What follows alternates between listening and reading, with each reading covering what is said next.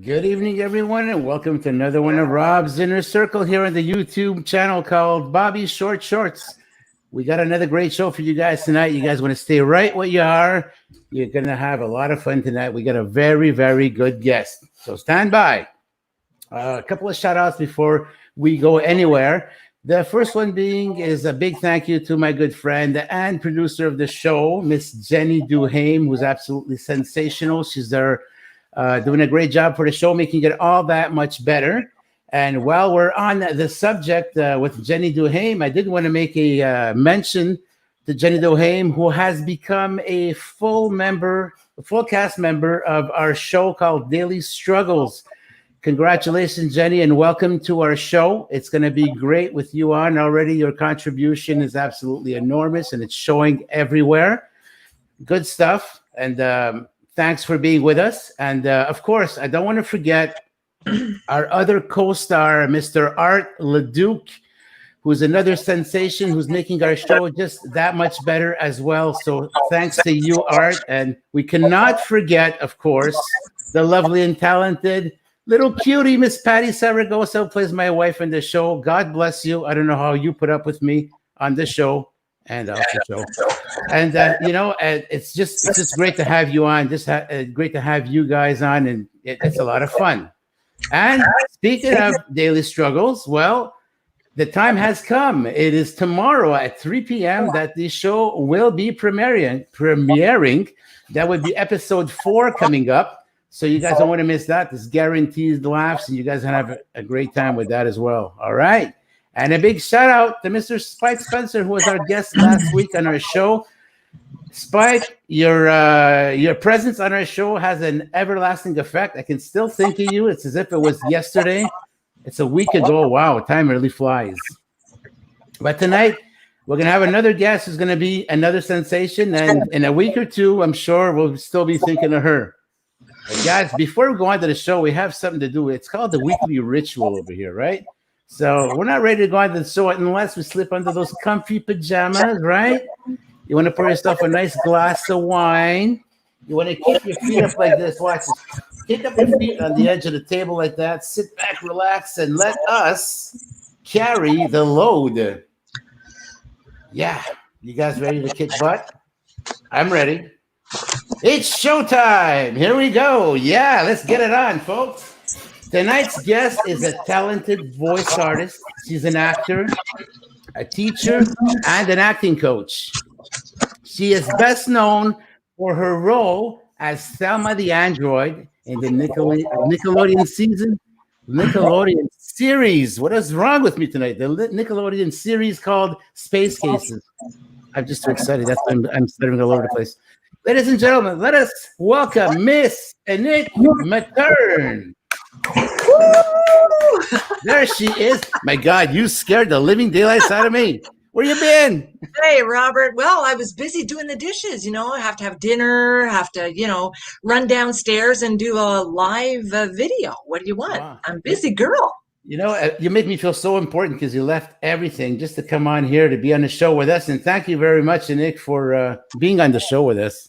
Oh, it's fun. It's fun, Robert. So, Anik, we were saying that you're best known for your role as Thelma the android in Space Cases. So tell us all about it.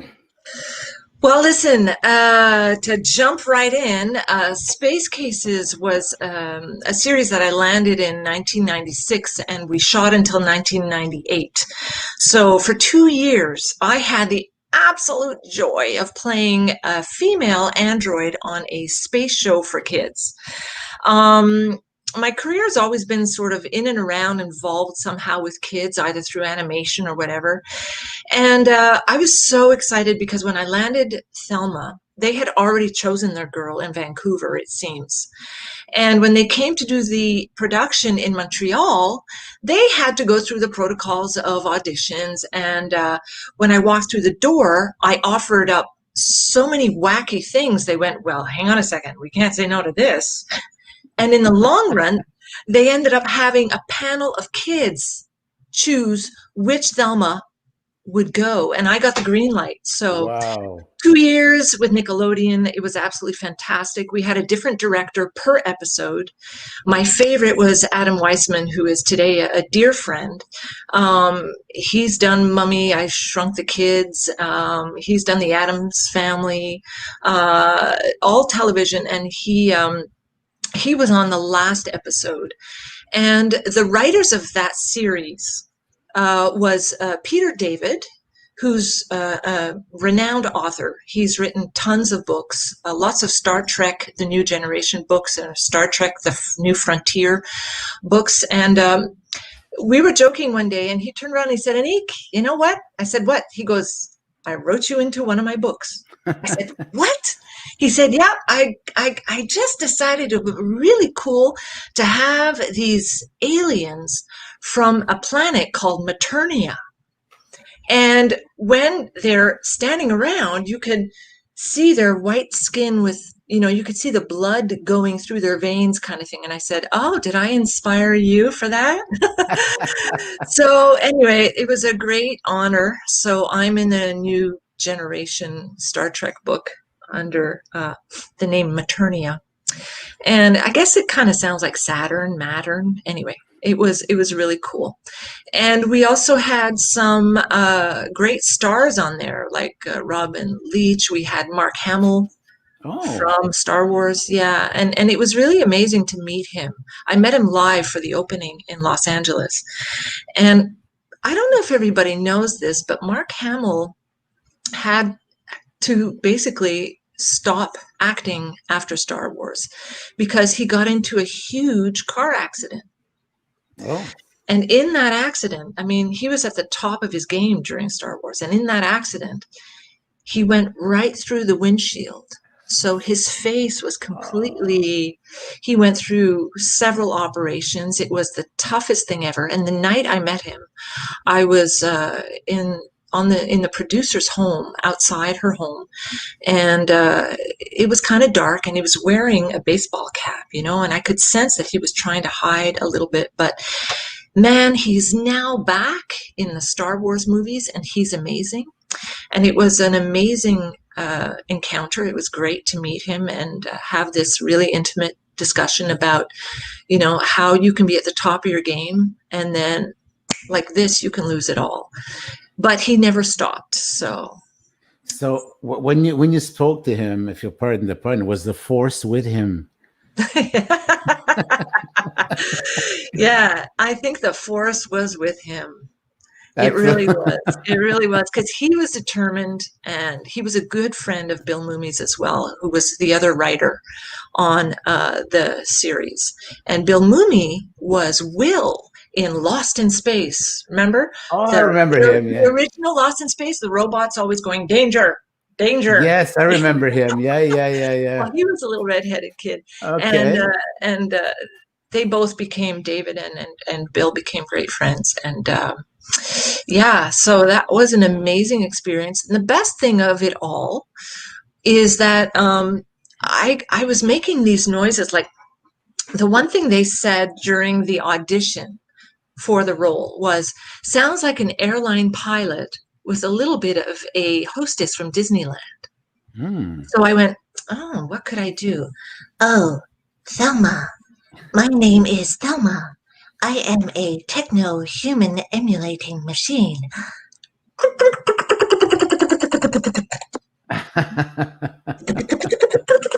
And what was fun with Thelma is she had a little bit of a screw loose.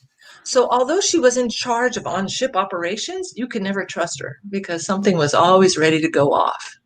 So it was a blast as a woman in Montreal to have a role where I could play a comedic role, in a sci-fi series. And it went on to a successful run. You were in it for 2 seasons, but the while all the time you were on it, it was like really, really good. Well, it was a huge hit in the States, and it was a huge hit on YTV. Okay. And I don't know if it was dubbed in other countries, but the other series I did was. But that series was very popular. It kept coming back on Nickelodeon TV for a few years. And I have some great friends, Carrie Lawrence, that was on there, and Walter Emmanuel Jones was one of the kids that was trapped aboard the ship. And he had just come out of playing on the Power Rangers series. Okay. He was the Black Power Rangers. And I tell you, Robert, every time we were shooting in between a take, it's like we would like break out into R&B songs, you know. We would like dance and break out, and it was like, okay, we're gonna shoot again. Okay, and then we become really like focused and serious. And so it was just an absolute joy to be on a series, especially as an actor, because you get to grow with your character over the episodes. So when you get to episode 15, you already have a history of things your character's gone through that you can bring to that episode. So it was a lot of fun. Well, that's fantastic. So you had great fun on Space Cases, and then in 1998 over here, you founded the award-winning Dynamic Theater Factory. Talk to us about that. Well, at the same time as I landed another series called Back to Sherwood, which we'll discuss a little later, I opened a dream. I had lived in Lyon, France from 1990 to 1994. And while I was there, I was teaching for the first time, really teaching a full group, all ages. And I thought, my gosh, it would be so amazing when I get home, to open a training ground for actors in English. See, I've always been really intrigued about how the performing arts help develop you as a person. And I used to watch the Québécois theater in the 70s and 80s, and I would see how they were finding who they were as a people through their risk-taking art form. And it was really inspiring. So when I came home, I landed Space Cases. That was amazing. And 2 years later, I opened Dynamic Theater Factory. And the concept was, it was to give a voice to Anglophone actors in Montreal, to give them a chance to discover who they are through the performing arts. So to create leaders in their field and not followers. And this was a youth-driven school. I also had some adults. And what we did is we survived 13 years of major obstacles because, when I get an idea, I get very inspired, and then I need to challenge myself. So what I did was I said, okay, we're going to have a showcase for industry experts. That means producers, directors, agents, casting agents will come to our shows, but they're all going to be shows that we're going to create as a team based on a one-word theme. So we had shows like Dreams, Obsessions, Temptations, Electric. It was just fantastic.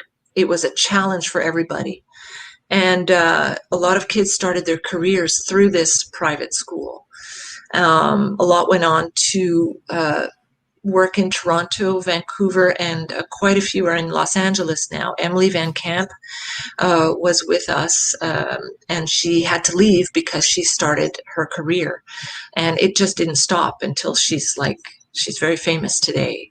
She was the lead on the series Revenge. She was on Brothers and Sisters, ABC's Brothers and Sisters with Sally Fields. Oh.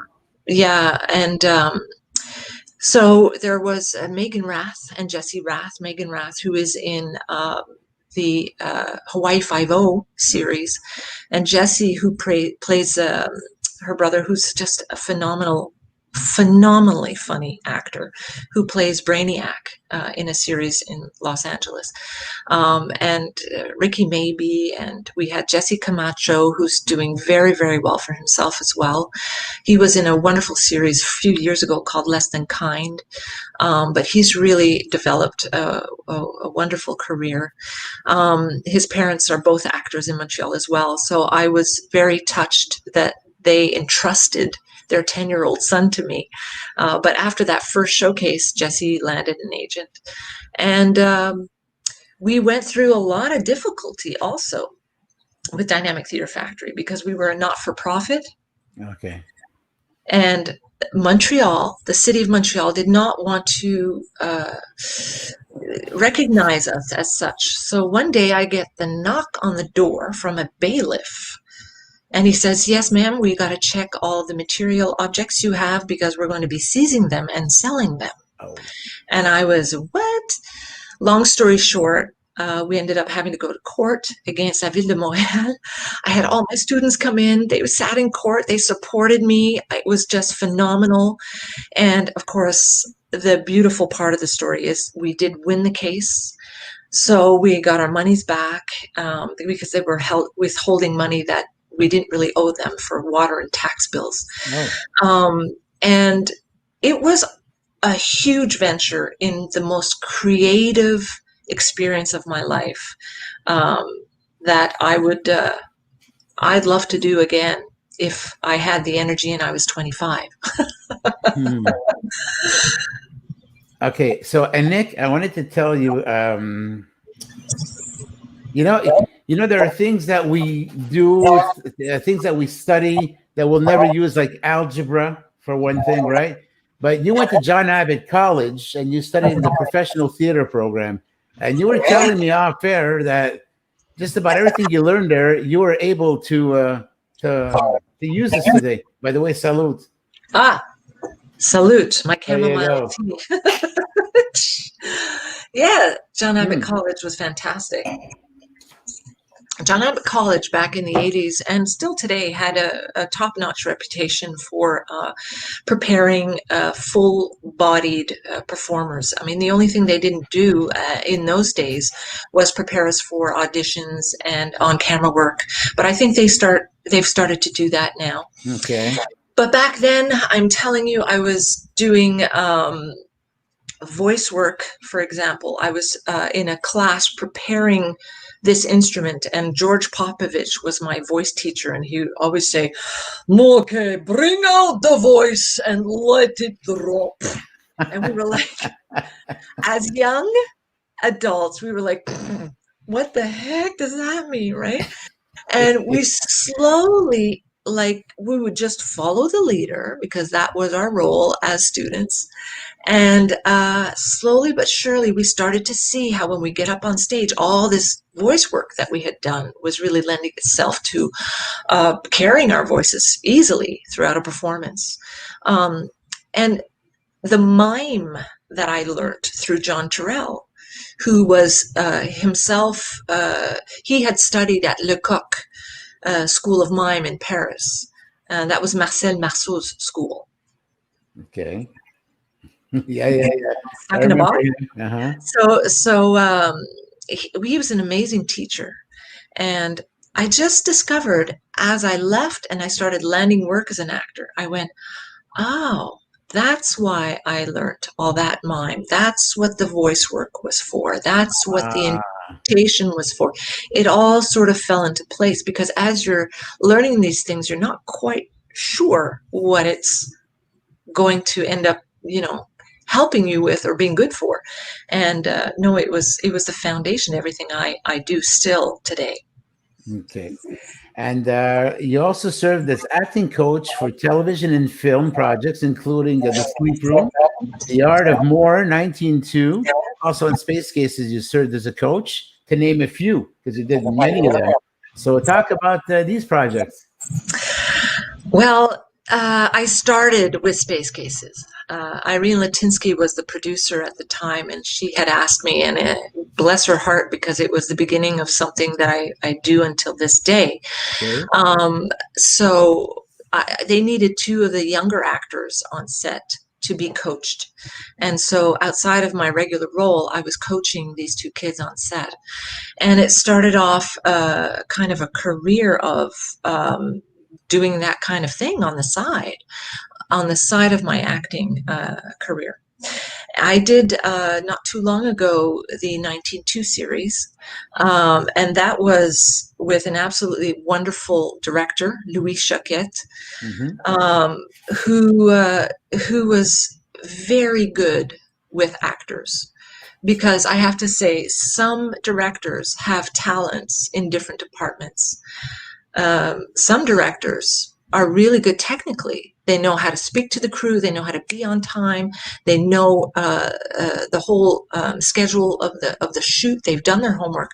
But when it comes to actually speaking to the actors, it's not always the case. But meeting Louis Choquette, I went, wow, here's the example of a man that really knows how to get what he needs out of an actor. And he speaks to the heart of the actor as well. And that was something really interesting that I observed. So that was a blast to do. And then I was also on This Life, which was a CBC series with fantastic actors, shot in Montreal. Victoria Sanchez, a good friend, was on that series, excellent actress. And I was asked while I was on a break if I could come in. So I get this urgent phone call, and it's the first AD, and he says, Anik, we need you in within 2 hours. I said, okay, what for? And he says, listen, there's a director who's having a very hard time with one of the lead actresses. She can't seem to get her where she needs her emotionally. So I said, okay, I'll be in. I'll be there. So I arrive. They're very, very nice. Thank you so much for coming. And then I get the third AD that says to me, oh, by the way, Anik, they need her to cry. And I'll just tell you on the side, she lost her father last summer. And I went, exactly like you. I said, oh, I'm not going to use that. That would be terrible, right? So you have to think quick on your feet. So what I did was I used my own personal life story about my father, whom I had just lost in a terrible way. It was all in the news. It was something that should be within a personal family experience. It was all over the news. My father had died at the hands of a naturopath. And I decided to speak to her about the loss of my father. And she went on set. She did 2 takes, and she delivered the goods. Wow. And I did a Hail Mary, even though I'm not religious. And I walked away. And I said, okay, well, on to the next. Wow, that was awesome. I've had some amazing experiences. Mohawk Girls, I worked for that series for quite a few episodes, helping some of the lesser experienced actors prepare. So I was more there as a consultant than a coach. But once again, I was called urgently one day by one of the executive producers, and she said, the woman who's supposed to play the mother of one of the leads can't make it, so we're going to get a wonderful actor named Earl Campbell to come in to do this role. Would you coach him? I went right away to Earl's house. I helped him out. I came home. The week later, he was on set. The producer was so happy that she sent me a recording of the final episode and said, Anik, bravo, amazing job. Earl was so touching. And it touches me to, it was just a very touching thing for her to do. I was simply a coach. And so sometimes you're moved by people in the business, people that take a moment to appreciate, show generosity and gratitude, because otherwise it can be at times a very difficult business. And unfortunately, Montreal lost a great actor. Earl Campbell passed away a few years ago. And I still have that episode. And when I was prepping for today, I went, oh my God, look at that. Wow. I spent some valuable time with this young man. So My last thing was a wonderful series called The Art of More. And this is where the business sometimes is way more complex than we can imagine when we're young actors and we have, these dreams, and then we have to face reality of the business. And I'm called to this series, and I face the producer. I have a meeting with her, and she says, Anik, we really want you to coach the full first season with this actress that needs to play the love interest of Christian Cook, who was the lead of the series Art of More. It was for Sony Crackle. And the only hick is that we are 2 producers that really wanted her, and the other 3 executive producers, they really didn't. So you've got to create miracles. Oh boy. So I've had a lot of those oh boy moments, Robert, and I'm like, okay, I'm always up for a challenge. So what happened was I worked with her.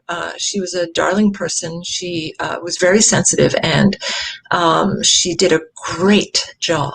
But that very first director for the very first episode was one of the executive producers that did not want her.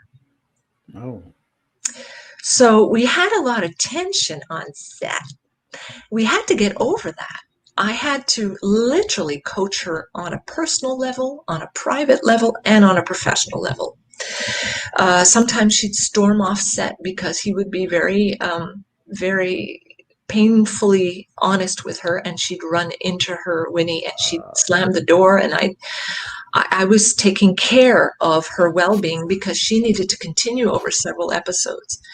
But the beauty of the story is there's always a silver lining, is that as the episodes went on, it was a different director each time. Okay. And things got better and better, and she was just loved in the end. So what a beautiful story. Yeah. And so, many actors think sometimes, well, I'm not getting any acting work. I think I'll get sideline coaching work. And I'd say, think about it, because it really has to be a passion, a real dedication to this job, because sometimes even the coaching aspect itself has its challenges. You have to love what you do, and you have to love actors, and you have to defend them, So at the beginning of the show, you talked about your stint on Back to Sherwood, where you played Brenan the Witch. The first season, everything was good, and then something happened. The first season was amazing. Again, a woman in Montreal that gets to play comedy. Wow, I was just really excited.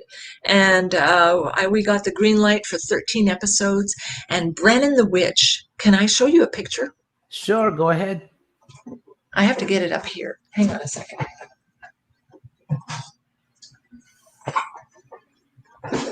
So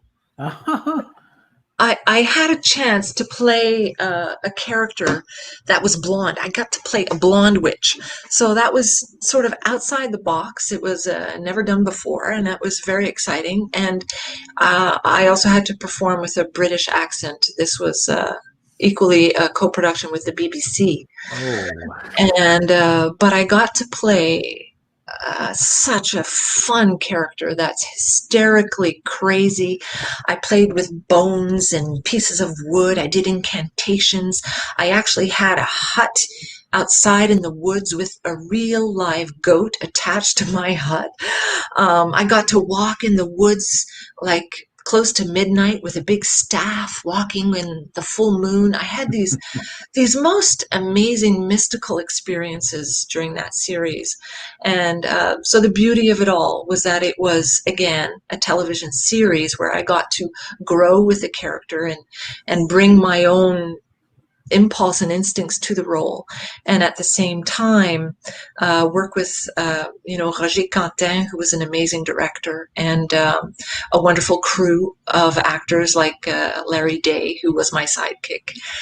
It was just a wonderful series. And then I got the call, we're going for second season. Yes. And this was to answer your question. A month and a half went by, and my agent, I was like calling my agent saying, I haven't heard back from the series. Have you heard anything? She said, no, let me find out. She calls back and says, oh, Anik, I'm so sorry, but Prisma Productions went bankrupt. Oh, jeez. And so the highs and lows of an actor's life, it is what it is. And then it went off and played in Europe in several different languages. So you can go on YouTube and see The Witch in German. I play with a German accent. I've been dubbed in German. Wow. It's hilarious. I think the girl that dubbed Brenan in German is actually pretty good. But sometimes that's also part of the process, you know. I'm going to go off topic a little bit because this is so interesting. You were talking about The Witch and all that. You showed me those lovely masks that you made, and I don't want to go off air without having seen those masks. I would like for our viewers to see the masks you got. Can you show us your masks? Yeah, of course, with pleasure.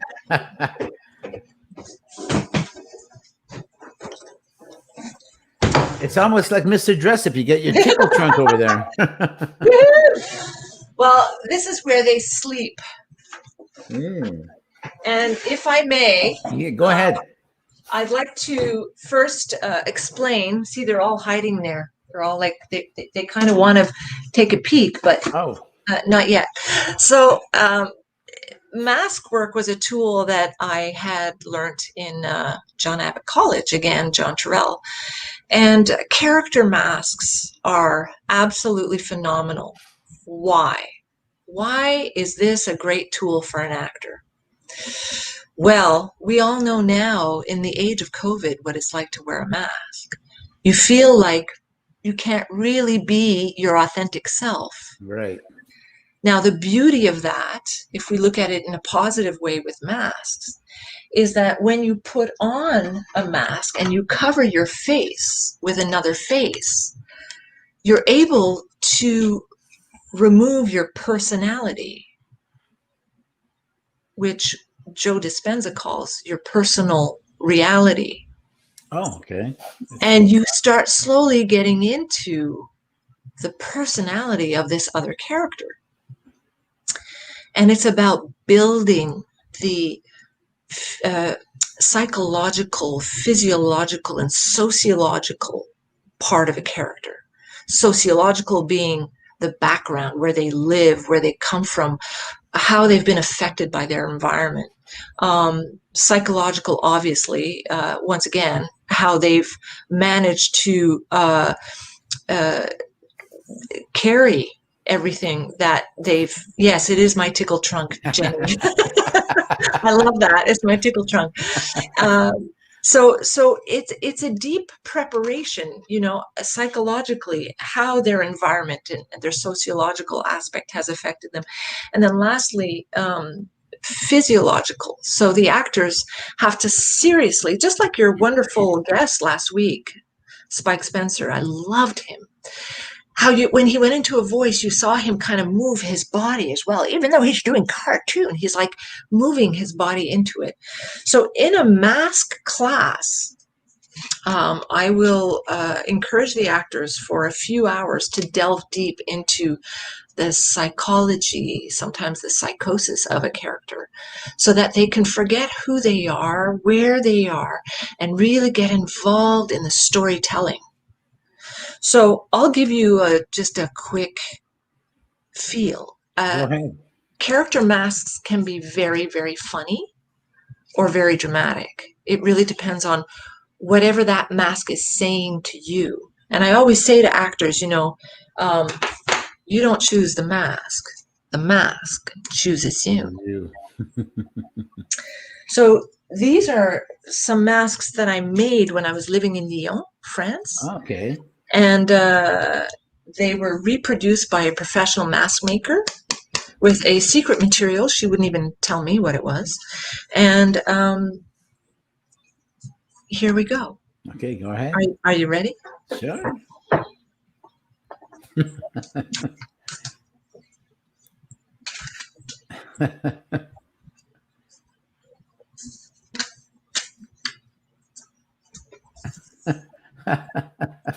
What do you want, Robert? I want to say hello. Hello to who? Hello to our guest. What happened to her? Where's she gone? She took off. She said enough's enough, you know? Can you get her to come back? We need her. No, I don't think so, Robert. I think she's taken off. She doesn't want to know anything anymore. And that is that. Okay. Well, I guess I'll have to live with that somehow. Can you bring in one of your other masked friends? Maybe he's going to be able to bring back Anik. Sure, Robert. I know you're kind. I'm going to take off now before you insult me anymore. Bye. Nice seeing you. Bye.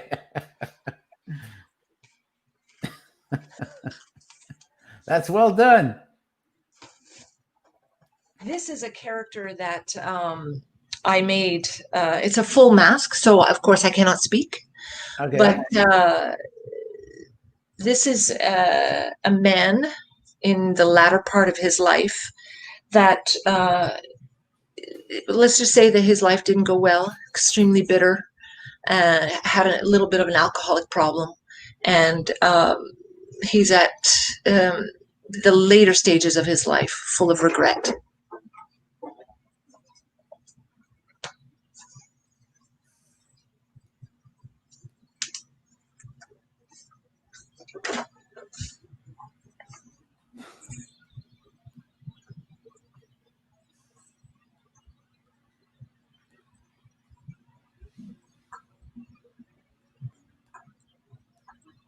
Good evening.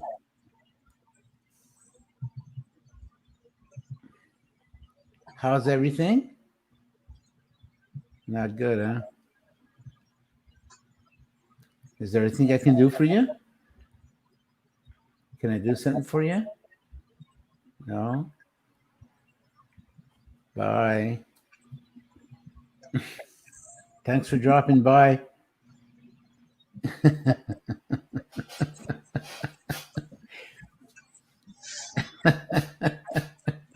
This would actually be a mask that would be fantastic to do in a physical theater one-man show or a storytelling aspect. It's all made in leather. It's the absolute true blue Italian way of creating a mask. Italians started off with commedia dell'arte in the 1700s, and some of the best masks are still made in Italy out of leather. So that is that character. And I'll just show you one or two more. I don't know.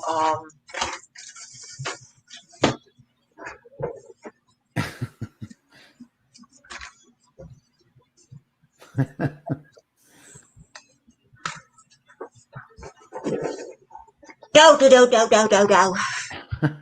Hey. Hello. Hi. Who are you? Hey, you look like you're a lot of fun. Where are you from? I don't know. I'm from my mother's stomach. Oh my God. Okay. I'm from my mother's stomach too. Oh, Nice place to hang out. yes. My mother must have known your mother. I think they were best of friends, actually. Yeah. Well, my name is Lizzie. Lizzie. Hi, I'm Bobby. Hi, Bobby. Hi. Hey, speaking of Lizzie, one of my favorite rock bands is Thin Lizzy. Thin Lizzie? Yeah, they rock. Oh, wow. I have a rock band named after me? That's cool. I have to go now. Hey, Anik, actually, tell Anik there we got time for one more mask because Bobby wants to talk about her Impro Gym. One more mask and we talk about Impro Gym. Okay. I have to go. Bye. Bye, Lizzie.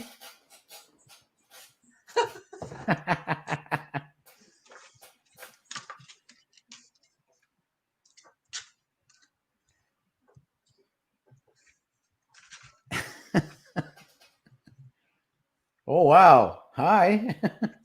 And you were? My name is Sandra. Hi, Sandra. Hi. You're looking lovely. I'm looking lovely. I am. Thank you.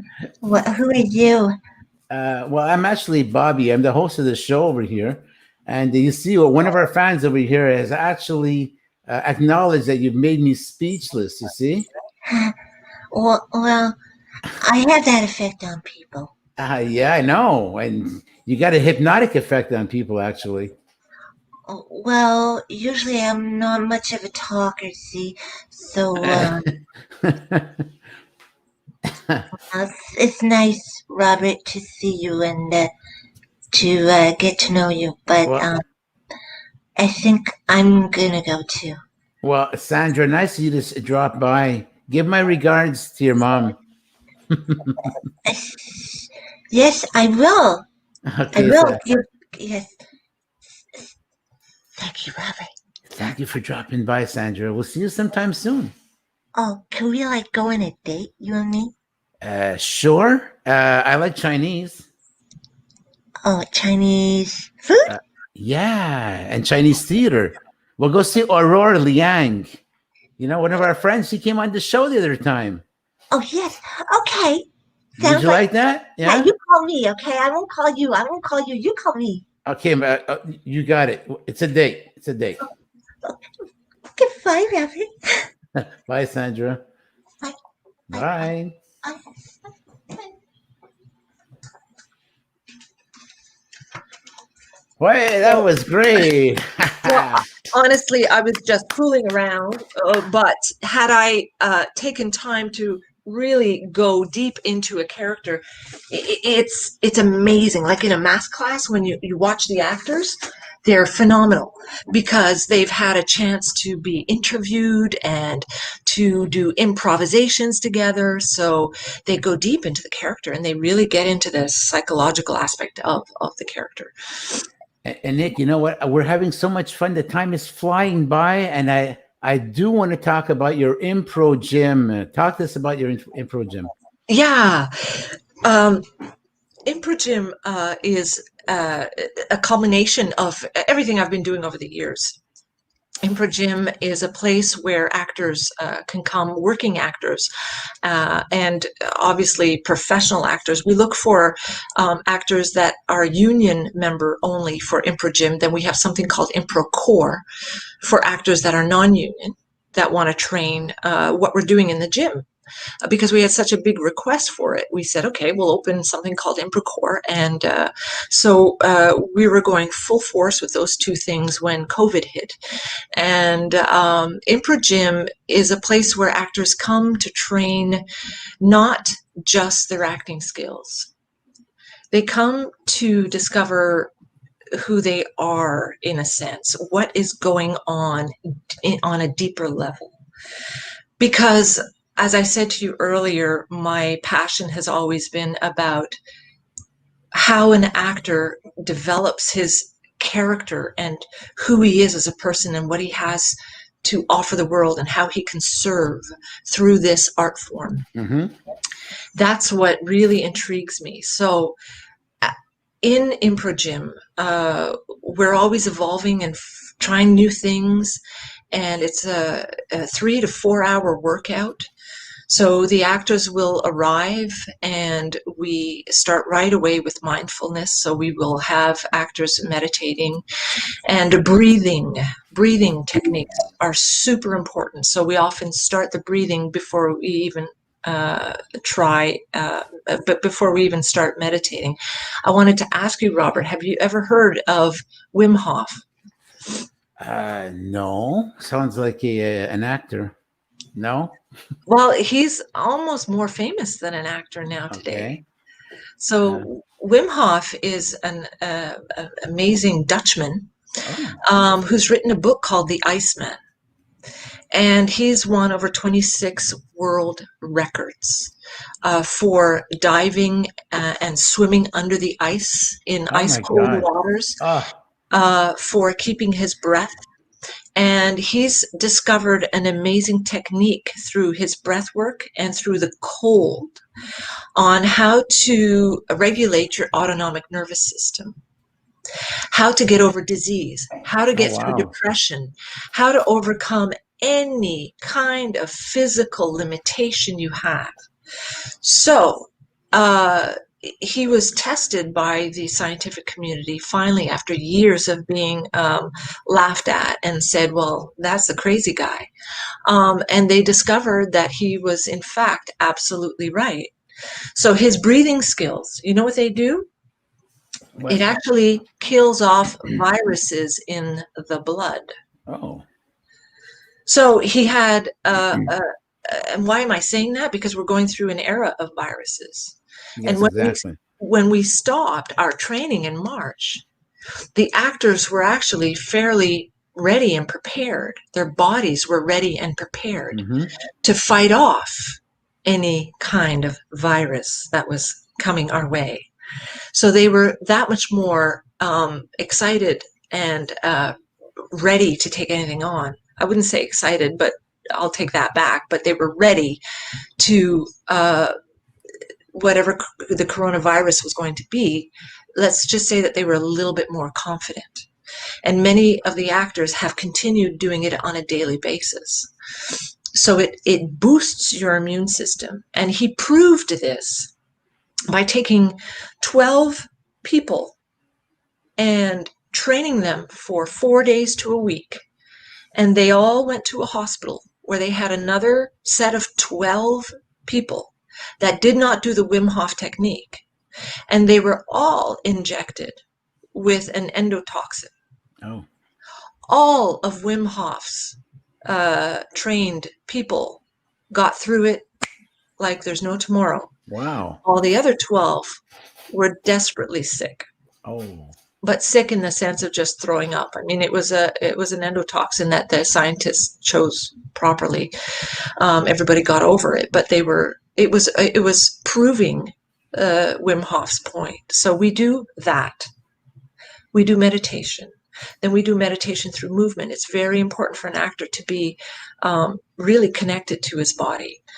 And these are the things that we were doing in professional theater. In some ways, I've reinvented many things, but the concept of keeping your body alive and staying engaged as an actor, as opposed to sitting down and taking notes all the time, Impro Gym keeps you really, really engaged. And then we go into improvisations. Why Impro Gym improvisations? Because we are training our human impulse and instincts, something that we're not always fully aware of yet in our acting training. We're still very keenly interested in being told kind of what to do. We'll go to a school, or we'll have a workshop, and very often the trainer will tell you exactly what you should do, what your tools are, and this is what you need to do to succeed. And there's valid things in that. But what I want to do, my mission has been to empower the actor. Okay. So the actor knows that it's all within them. We can't manage our lives with our stress that we have today. We can't manage our careers if we don't sit back, stop, and start looking within. They keep saying, you might have heard this, all the answers are within you. Exactly. So you've heard it, right? So yes. What does that mean exactly? Well, unless you start studying what that means, it's always just something you've heard. Okay. And so visualization techniques, meditation, all those ancient tools are needed now more than ever. And we'll be going this fall into a little bit of yoga. And what does that mean? I've been working on the energy field with teachings from a woman named Donna Eden, who I discovered understands the power of our meridian system. What is the meridian system in the body? It's what the Chinese developed way before the Hindus ever even developed yoga. the Chinese doctors understood that the meridian system is the highway that kind of generates the whole body with energy. So thanks to our meridian system, if you go to see an acupuncturist, he puts a little needle. What he's doing is he knows exactly what meridian to touch in order to stimulate or to calm. So the energy is something that we discuss and we share a lot of in Impro Gym. Training actors to be aware that they are so much more than they know, so that they come into an audition ready, prepared, and empowered. Because the audition is really where we're tested as actors. Exactly. We can be great in our living rooms. We can be great in a training workshop, in a scene. But when push comes to shove, you are on your own. And so how do you prepare? How do you come into your work setting, no matter what that is, feeling connected? Exactly. Well, but connected to yourself. Yeah. Okay. We'll have 7 minutes left. In those 7 minutes, I'm freaking out. I mean, this is just like, wow, we just sat down. We just started talking here. Okay. Look, we got 7 minutes left, and you got a daily routine. Does that have anything to do with what you teach at your school somehow, from Absolutely. what I'm getting? Exactly. Listen, I'm an actor, so I know what actors go through. And I know the limitations. I really try to practice what I preach. So part of my daily routine, and it has been like this for years, as I was starting Wim Hof before I ever brought it to the gym. I went through some of my own personal health issues, and I was seeking a way to help my body heal itself. Excuse me. So I ended up bringing Wim Hof to the gym. I also am into neurolymphatic drainage. Do you know what our lymph system is all about, Robert? I know it's complicated. Yes, it is. Mm-hmm. It's actually not complicated because the design of our human body is amazing. It is complex. Mm-hmm. So what happens is our meridian system is attached to our central nervous system. And what I do is I am aware that the beauty of yoga is a way for us to stretch and unblock systems that have been blocked either through trauma or emotions or stress. And it allows the body's energy system to, go where it needs to again. So lymphatic drainage is our lymph nodes are everywhere in the body, and at some points attached to this meridian system, and sometimes they get clogged. So my mother died of lymphatic cancer, but it taught me a lesson. I have the same blood type as her as well, and I said to myself, in order to heal my body, how could I avoid this? My energy doctor at one point said, Anik, your lymph system is on fire. So I learned through yoga how to stretch and how to drain that whole lymph system. Then afterwards, I want to do a bit of cardio. So I go on my bike and I do 15 minutes, 20 minutes, 25, sometimes 30 of cycling. Then I get home and I've either meditated before or I meditate after my bike. And then I start my day.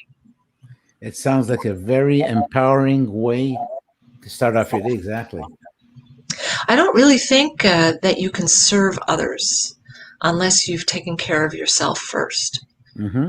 And my job and my life is in service to other actors. I have a lot of actors that come here for private coaching. I self-tape. I do coachings on set. Not right now during COVID, but I've got to be at my best if I want to give my best. Exactly. So centering yourself is so important.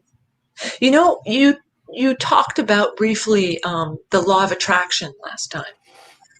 And I know we're not going to get into the law of attraction, but do you know that there's a law before that law of attraction? Nick, talk to me about it, but very briefly. We're running out of time. Go ahead. Go ahead. I'm sorry. It's okay. It's the law of vibration. Oh, okay. Yeah. Because it seems that our thoughts are what attracts the things that we want or don't want in our lives. I've heard that so many times before, and I've lived that. Yeah, I've lived through that. I think we all have, right? Mm-hmm. Well, the power of understanding that the law of vibration is first means that when you have a desire and you align yourself with that desire and you focus on that frequency, now you can attract what it is you want to manifest. Okay. And so many people go through the concept of, no, the law of attraction is you sit, you think about what you want, you feel it, and then you wish for it. But very few understand that this is an important element before. Okay. And Nick, we got 2 minutes left. I was pretty good. I was pretty good at yapping away, wasn't I? Oh my God. You're amazing. You're amazing. You know what? You could probably be a regular in the show here. No, you know, let's be honest. We wanted to show a couple of videos. We couldn't because of sound technical problems. Probably I had, but I had to fill it up.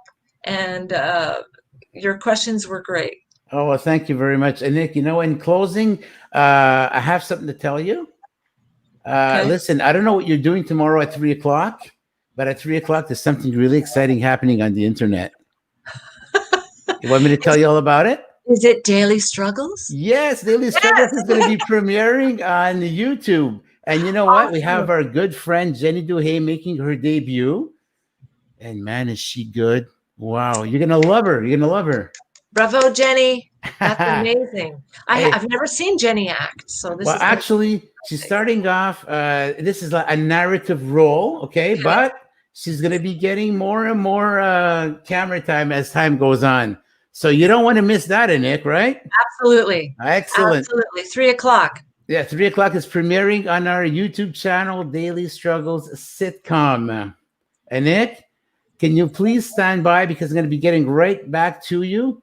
I'm going to have to wave off to the audience over here very sadly. It was a great show. Thank you for being on. Thank you for the opportunity. Much appreciated. And you know what? We do want to have you back. Well, you've got my back, so I'll be back. I'll be back. And you know what? Next time you come on, it's unfortunately, folks, because Nick and I, we were doing some improv off camera. It was just so good. Unfortunately, we didn't have time tonight to do it, but we'll do it next time. Yeah, improv is the way to go, my friends. And Nick, stand by, and thank you very much for dropping by. Robert. Bye. My pleasure. I'll be right back. Bye-bye. You bet. There you have it, folks. That was Anik Matern, who was our guest tonight, who was best known as her role as Thelma the android on the Nickelodeon series called Space Cases. Again, a heartfelt thank you to Anik for coming on the show. And I want to thank once again Jenny Duhay for producing Rob's Inner Circle. You can watch our telecast tonight. Once again, it's going to be posted in a few hours. You can go tomorrow. It's going to be up there for sure. And you can watch the rest of all our broadcasts that we've had here, Daily Struggles. Next week, our guest is going to be actress Charmaine Hamp. And she's going to be a lot of fun as well. So you people want to tune in once again. That'll be next Monday, 8:00, same time, same place. So ladies and gentlemen, from Montreal, Quebec, Canada, we're signing off here, bidding you farewell. Have a fantastic week. And we'll see you again sometime soon. Ciao.